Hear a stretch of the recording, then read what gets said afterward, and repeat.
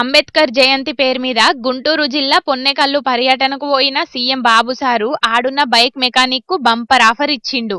Road పక్క ఉంటి చిన్న డబ్బా పెట్టి నడుపుకుంటున్న మెకానిక్ ని చూసి సారు పాయరంగా మాట్లాడిండు.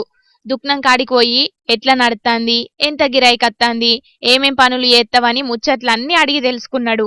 గిరాయికి మంచిగానే ఉంటాంది, కానీ దుక్నంలో పనిచేసే సామాన్లు మంచిగా లేవు సార్ అని చెప్పే వరకు గిట్లయితే నీ దుక్నం దందా మంచిగుండది, నీకు నేనే మంచి సెంటర్లో దుక్నం పెట్టిత్తా, సామాన్లన్నీ కొనిత్తా, మంచిగా నడుపుకొని బతకమని మెకానిక్ కు భరోసా ఇచ్చిండు బాబు సారు. ఎంబటే కలెక్టర్ ను పిలిచి దుక్నానికి కావలసిన ఏర్పాట్లన్నీ దగ్గరుండి చూసుకోవాలని ఆర్డర్ వేసిండు. గంతేగాదుల్లో ఇల్లు కూడా మంజూరు చేయాలని చెప్పుకొచ్చిండు బాబు సారు. ఆపతులున్నోళ్ళందరికీ నేనుంటానంటూ భరోసా ఇచ్చి సాయం చేస్తున్నాడు. అంతకు మొదలు ఏలూరు జిల్లా పర్యటనల బార్బర్ దుకాణానికి పోయిన సీఎం బాబు సారు ఆడున్న పరిస్థితులను చూసి ఆళ్లకు కూడా సొంత దుకాణం పెట్టిత్తా, గట్లనే ఇల్లు కూడా కట్టిస్తామని హామీ ఇచ్చిండు.